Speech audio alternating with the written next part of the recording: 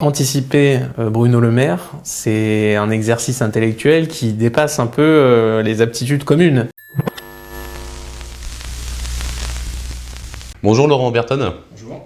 Tu as sorti Guérilla tome 3 qui sort aujourd'hui, donc ce jeudi 29 septembre. Première question, tu as suivi l'actualité comme nous, t'es plutôt col roulé ou parka pour affronter l'hiver? Ah, mais moi j'aime beaucoup le principe de col roulé et je pense que c'est pour nous préparer psychologiquement à passer au stade polaire. On va baisser d'un degré petit à petit, on va baisser les échelons. Mais non, mais c'est très amusant. Et ça fait partie des défis, en fait, que me lance notre époque, parce que c'est un livre d'anticipation guérilla.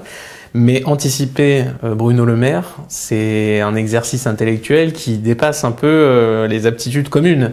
Et si je l'avais fait, on m'aurait dit, mais t'exagères, tu vas trop loin, tu caricatures. Et donc c'est très difficile d'avoir un coup d'avance sur ce monde-là, en fait. Finalement, un politique aujourd'hui, ça nous apprend à nous laver les mains, ça nous apprend à mettre un pull quand il fait froid, ça nous apprend à utiliser un étendoir plutôt qu'un sèche-linge, en sachant que 67% des Français n'ont pas les moyens de se payer un sèche-linge. Finalement, c'est ça la politique en 2022, Laurent Berton, c'est nous prendre pour des enfants. Ouais, d'autant que ce sont des gens qui, à mon avis, ne sauraient pas dire quel moyen de chauffage ils utilisent. C'est-à-dire, il fait chaud chez eux, mais je pense même pas que ce soit eux qui gèrent ces questions-là. Ils se posent même pas les questions. Il fait chaud, c'est tout, ça marche. Et donc c'est la démonstration encore une fois qu'aujourd'hui le politicien est formé pour communiquer, pour essayer d'avoir l'attention de Brigitte et Josiane devant leur écran. Mais ça s'arrête là. Et quand il est question d'agir ou de faire face à des situations réellement compliquées, des fautes politiques lourdes en l'occurrence, puisque l'énergie c'est quand même une succession de fautes politiques lourdes, eh bien il ne se passe rien d'autre que cette espèce de comédie, cette farce. Mais apparemment certains des nôtres doivent aimer ça, puisqu'ils ont reconduit ce gouvernement, et je pense qu'il y en a encore beaucoup qui revoteront pour des gens comme ça à l'avenir. En fait, on va sans dévoiler évidemment l'intrigue du livre, parce qu'on va laisser les gens découvrir. Et moi, j'ai toujours trouvé qu'il y avait un côté un petit peu caricatural dans Guérilla, qui est pas forcément de ton fait, c'est que on est parti du principe que c'était foutu, que les woke entre guillemets allaient prendre le pouvoir, que l'ultra-gauche allait être victorieuse partout pour encore un demi-siècle et que l'immigration allait continuer, donc prévoir cette espèce de chaos qui arrivait. Mais on a l'impression que quand même il y a un espèce de réveil que peut-être toi-même tu t'attendais pas lorsque tu as commencé à écrire Guérilla, tu vas nous le dire. Finalement, est-ce que cette espèce de réveil quand même un petit peu patriotique, un petit peu souverainiste, est-ce que ça va pas contrecarrer un petit peu le côté roman d'anticipation? Alors, j'espère vraiment que effectivement ce livre a été écrit pour être conjuré et faire partie justement des éléments qui pourraient aider les esprits à se révolter, à se rebeller contre ça. Et je suis heureux de constater que même si au niveau médiatique et politique, faut reconnaître que ça bouge pas des masses, il y a une inertie énorme dans Big Brother, dans cette espèce de monstre qui nous gouverne et nous conditionne, mais dans la population générale, nos constats trouvent un écho de plus en plus fort et il est très difficile de s'y opposer. Il y a une demande qui est telle que l'offre médiatique est un petit peu obligée de s'aligner, même si elle déteste ça. Elle ne peut quand même pas aller dans la négation totale, dans l'interdiction de donner des informations comme ça. La demande est trop forte et quelque part ça sert un petit peu de soupape aussi de sûreté, de laisser des personnages comme Zemmour s'exprimer, de laisser des livres comme ça exister, en espérant que tout va rentrer dans l'ordre. Moi je pense pas, mais j'espère que ce mouvement d'éveil va se transformer en quelque chose, parce que pour l'instant il ne suffit pas de crier devant son écran, il suffit pas d'être très en colère, parce que ça ne changera rien. Il y a aucune action, on n'entrevoit aucune porte de sortie aujourd'hui autre que extérieure, c'est-à-dire un miracle à la tête de l'État, quelqu'un qui va tout changer, qui va enfin appliquer la loi, Voilà, exactement. En fait, on a du mal à se défaire de cette idée de sauveur, de messie. La France fonctionne beaucoup à cette idée. Et tant qu'il n'y aura pas d'individus dans ce pays déterminés, une petite minorité agissante, personne de valable ne pourra incarner ce mouvement, en fait. Ce qu'il y a de rassurant, c'est qu'en temps de crise, la France a toujours été sauvée, ou au contraire d'ailleurs a été fortement attaquée par cette minorité agissante. La révolution de 1789, c'était une toute petite minorité agissante. Les maquis, la libération, la résistance, c'était une infime partie de la population. Finalement, tout dans notre histoire nous démontre que tout cela est toujours arrivé au final. Oui, et on se dit que même si on touchait le fond du fond, Bah peut-être qu'il faudrait ça pour relancer justement cette prise de conscience de nos dépendances, de notre état de dépendance incroyable, nous redonner le goût des responsabilités, de la vie. C'est douloureux la liberté, mais c'est comme ça, il faut la mériter, il faut se battre pour la défendre, il faut pas attendre que ce soit Darmanin qui s'en occupe, et que ça nous remette un petit peu les idées en place, en fait, le cerveau à l'endroit, se dire qu'est-ce qu'on est en train de faire. Il y a aussi ça, c'est toujours sous-jacent dans mes écrits, mais cette course stérile, vaine à la consommation, à une vie d'oubli, à une sorte de fuite en avant. On sait pas pourquoi on fait ça, pourquoi on passe 40 ans à bosser, à se sacrifier pour un boulot qui nous intéresse pas plus que ça, simplement pour remplir notre maison d'objets, de biens de consommation, pour dire regardez, j'ai exactement comme les autres, je suis bien dans mon groupe social, sans avoir de paramètres transcendants, en se disant qu'après nous on s'en fout, on va pas faire d'enfants parce que c'est pour la planète et c'est comme ça, c'est à la mode. Et de ne pas avoir cette volonté de transmission dans la durée de ce qui nous a été légué, qui est notre responsabilité, eh bien, ce sont des signaux qui sont très inquiétants et peut-être qu'il faudrait effectivement une bonne secousse pour qu'on prenne conscience de tout ça.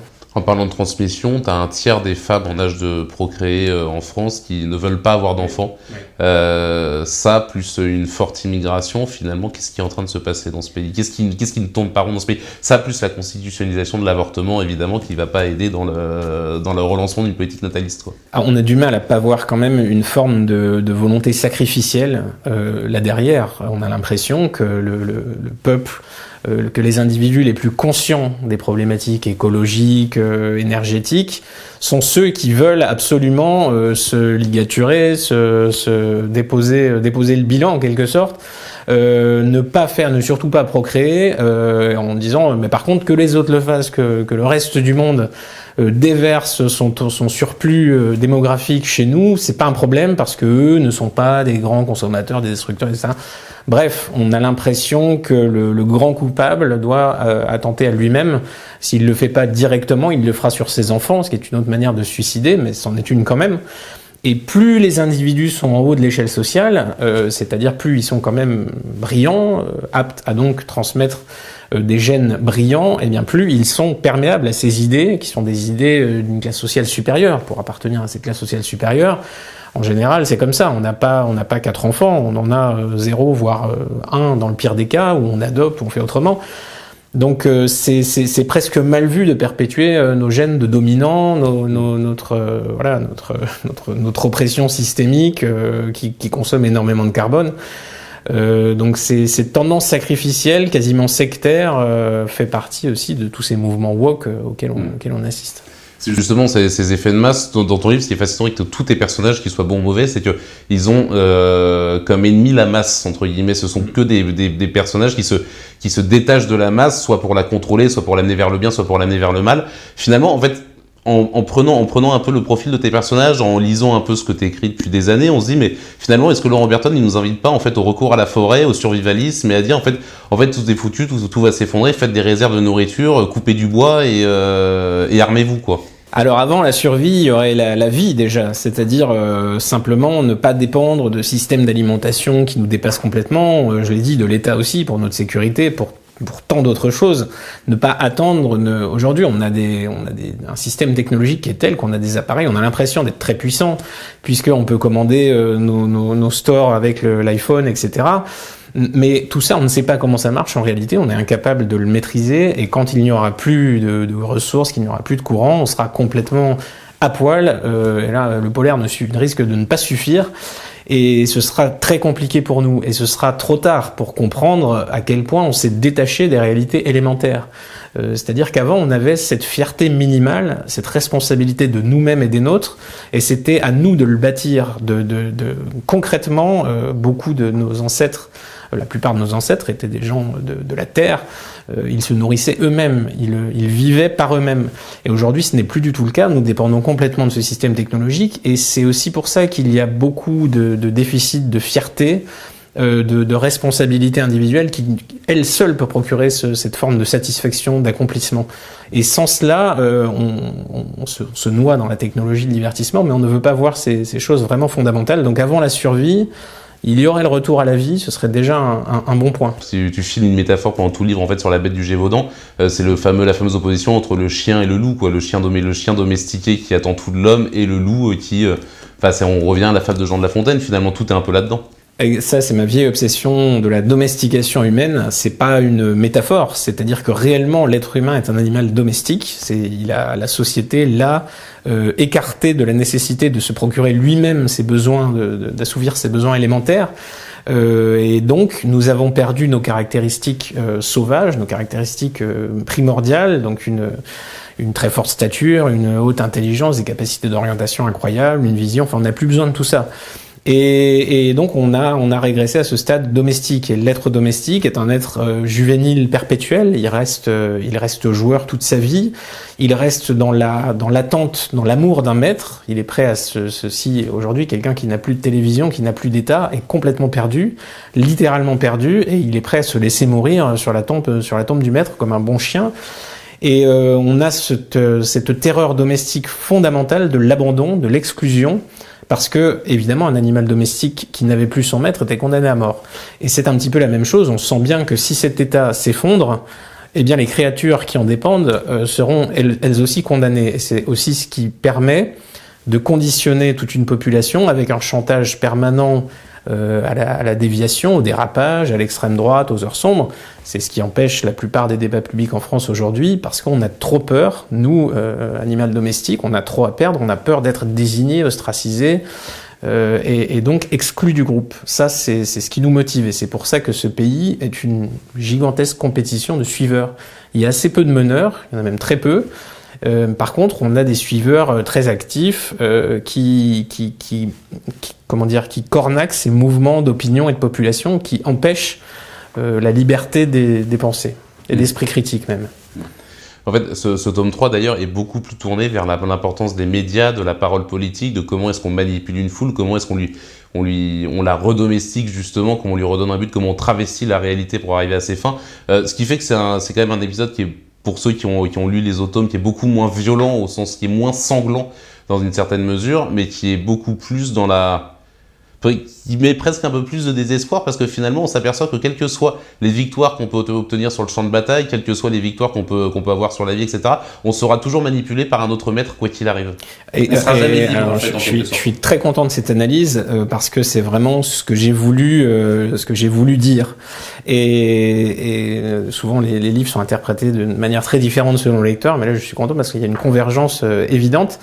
Et oui, en fait, pour moi, le cœur de la question, du problème, c'est nous-mêmes. Et c'est toujours si nous, on renonce à briser, en fait, cet état de domestication, de conditionnement, de réagir à la peur, à la peur de la sanction ou à l'attrait de la récompense sociale. C'est-à-dire, c'est bien, tu es un bon citoyen, tu as bien répété le discours qu'on t'a inculqué.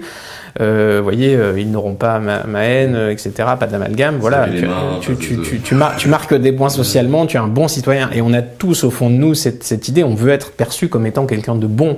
On n'a pas envie que notre famille se dise lui, il est mauvais, il a quelque chose au fond de lui qui est nauséabond. C'est le ventre fécond est entré en lui par insidieusement en écoutant Éric Zemmour à la dérobée. Et on n'a pas envie de faire l'objet de tels jugements. Et donc c'est ça qui tient ce pays. C'est terrible à dire, mais quand on dit les gens ont l'occasion de s'exprimer, ils avaient des élections il n'y a pas si longtemps que ça. Mais non, c'est pas une élection où on donne son opinion. C'est un sondage sur l'efficacité du conditionnement. Et pour l'instant, il est encore très efficace. Tant qu'on ne le brise pas nous-mêmes, on n'a aucune chance de se sortir de ça. Il n'y a pas de bon maître. Alors, c'est très bonne question. Peut-être qu'il peut y avoir de meilleurs maîtres, un maître qui laisserait plus de latitude à ces créatures, qui leur apprendrait les rudiments de la survie, de la fierté individuelle. Mais tant qu'on ne se voit pas vivre sans, tant qu'on ne se voit pas surmonter l'existence par nos propres moyens, malheureusement non, je crois qu'on est toujours dans l'erreur. Et nous sommes des animaux extrêmement crédules, naïfs, et j'ai peur que dans une telle situation difficile, les inconscients se précipitent derrière le premier qui saura incarner c'est un espoir un peu délirant qui va dire moi je remettrai de l'ordre, faites-moi confiance, votez pour moi, aimez-moi. Il y a des caméras de télé qui étaient installées à Nantes. Il y a quelques semaines, elles étaient à la Guillotière à Lyon. Finalement, toujours ce même constat. On avait un ancien ministre de droite qui disait sur un plateau télé aujourd'hui, avec un air très sérieux de quelqu'un qui a découvert quelque chose de grave, une vérité très grave, qui a dit oui, en 2022, il y a un lien entre l'immigration et la délinquance. Enfin, finalement, on a l'impression que c'est finalement la même roue du hamster, et quand on écoute des clips politiques d'il y a 30 ans, on s'aperçoit que c'était déjà dénoncé, que c'est juste passé de l'extrême droite à la droite, c'est plus accepté socialement, mais finalement ça reste une vérité, on a l'impression de perdre un temps considérable. Est-ce que, au vu de l'état d'insécurité de ce pays, au vu de l'état de l'apathie d'une grande partie de nos concitoyens, est-ce que la France est sauvable ? Laurent Berton. Et ce jeu dure depuis les années 70, et la mémoire de poisson rouge de lecteur y est pour beaucoup, parce qu'on oublie tout ça, on oublie qu'on nous l'a déjà dit, qu'on nous l'a déjà vendu, et le politique en joue énormément. Donc c'est pour ça que le tableau est un petit peu désespérant. Ces citoyens que je décris qui sont devant leur canapé et qui prennent la parole du journaliste comme étant la parole de Dieu révélée, et qui ne se posent même pas la question de qui est cette personne, pourquoi elle dit ça, quels sont ses intérêts. Il n'y a aucun recul par rapport à ça. Évidemment, c'est assez terrifiant. Mais il ne faut pas perdre de vue que la masse, la population globale est faite, c'est comme ça, pour suivre des mouvements d'entraînement. Donc il faut qu'une énergie soit agrégée par un groupe d'individus, encore une fois, qui la ramène à des meilleurs sentiments vis-à-vis d'elle-même, vis-à-vis de la vie, vis-à-vis de ce qui est en train de se passer. C'est pas gagné parce que Big Brother est extrêmement fort, est extrêmement puissant, et sa parole est démultipliée. Nous, on n'aura jamais le millième de son audience. C'est bien ça qu'il faut toujours avoir en tête. C'est que lui, il martèle du soir au matin son discours avec des autorités morales, journalistiques, les experts, les spécialistes, les psychiatres et tout ce qu'on peut imaginer. Et nous, face à ça, on est peu de choses. On est le déviant, on est le mal, et on n'est pas du tout sur un pied d'égalité face à lui. Donc toi, quand tu vas sur un plateau télé, par exemple, parce que depuis le passage chez Ruquier, t'as été banni, donc tu reviens quand même de temps en temps dans une poignée de médias. Alors, j'ai quand même l'impression que t'es pas mal invité pour ce livre. Toi, quand tu vas sur un plateau, tu te dis, je vais servir de caution, je vais être l'animal de foire pendant une demi-heure. Enfin, la parole se libère, et je suis sur un pied d'égalité justement de tous ces gens-là pour dire ma vérité. Comment tu ressens ça ? Alors il y a eu un changement, c'est-à-dire qu'avant, effectivement, moi j'ai été complètement mis hors du paysage médiatique. Maintenant, j'y rentre de nouveau, mais par certaines portes seulement. C'est-à-dire que certaines portes sont définitivement fermées. Je pense au service public, par exemple. À tous les médias qui sont à la gauche du spectre politique, ce qui en fait un certain nombre. Par contre, il y a des fenêtres de tir. Il y a CNews, par exemple, qui m'a invité à plusieurs reprises. C'est la seule chaîne qui m'a invité depuis, à mon âge, il me semble, je vais pas dire de bêtises, 2015. Donc il y a qu'une seule chaîne qui m'a invité. Donc évidemment, après on dira BFM, CNews, c'est la chaîne du mal absolu. Mais n'empêche, donc j'ai cette fenêtre d'expression, tant mieux pour moi. Mais ça reste, je sais pas combien de chaînes, il y en a une bonne vingtaine de chaînes qui sont très regardées. Ça reste une goutte d'eau par rapport à l'appareil de conditionnement. Et c'est la chaîne justement, c'est l'épouvantail, le mal incarné. Il n'y a plus, j'ai l'impression, ce jeu qu'il y avait avant d'inviter un type pour lui lancer des tomates. Je dois quand même préciser que TPMP m'avait proposé une ou deux fois de venir jouer ce rôle. Mais bon, après, il faut savoir si on vend son âme au divertissement et à une scène de foire qui fera peut-être de l'audience, mais pas pour la bonne cause. Moi, je pense que mon langage est suffisant et que je veux pas rentrer justement faire partie de ce spectacle. En tout cas, c'est Guérilla, tome 3 aux éditions Magnus. Ça conclut, c'est le 3e opus qui conclut finalement cette trilogie. Il n'y en aura pas de 4e. T'as dit tout ce que tu pouvais dire là-dessus ? Non, ouais, là, je pense que j'ai fait déjà. Normalement, il ne devait pas y avoir de 2e ni de 3e. J'avais juste simplement fait un premier jet, mais les portes restaient ouvertes et mes lecteurs étaient tellement insistants en disant on veut savoir après. Qu'est-ce qu'on fait une fois que tout s'est effondré, qu'est-ce qu'on devient et qu'est-ce qui peut se passer. Donc j'ai réfléchi à ça et j'ai livré cette trilogie. Là, je pense que justement tout a été dit sur ce que nous étions, toujours de manière fictionnelle, mais il n'empêche que ce sont des messages anthropologiques que j'ai essayé de délivrer là-dedans. Donc là, je pense que j'ai fait le tour. Je suis pas là pour en faire Guérilla 46. Je pense que le reste s'écrira malheureusement sans moi. J'espère conjurer le sort encore une fois avec ce livre. Et est-ce que ça se passera dans 3 mois, dans 3 ans, j'en sais rien. En fait, ça incarne un peu l'espoir tout en promettant l'enfer, quoi. C'est oui, c'est un peu paradoxal. Mais c'est très juste. Mais si on n'a pas une vision très lucide et glacée d'une telle situation, évidemment, là, on l'aura en fait. C'est notre seule chance d'échapper à ça, c'est d'un petit peu d'écouter Cassandre, qui voit, qui a vu. Et attention, si on ne l'écoute pas, bah, ça finit mal. Ça t'empêche pas de faire un petit peu d'humour où on apprend qu'une section de tueurs nés s'est fait abattre en raison de la présence de parité et de femmes, où on s'aperçoit que certains meurent en gardant leur bon vieux réflexe, pas d'amalgame. Enfin, tu t'autorises un peu d'humour quand même. Dans toutes les tragédies, il y a des choses extrêmement comiques. Et ben, on le voit bien, Bruno Le Maire, il se passe des choses qui sont inimaginables et qui prêtent à rire. Je crois que Philippe Meuret en avait fait sa spécialité. Et c'est important parce que si on garde pas cette parcelle d'esprit gaulois là au milieu, évidemment, on se flingue tout de suite. Donc ne faisons pas ça. Gardons ce recul, cet esprit critique, parce que quand même le rire et la gauloiserie n'y est pas pour rien. Tant qu'on peut rire de ça, tant qu'on a c'est qu'on a un recul par rapport à ça et qu'on est encore un peu libre.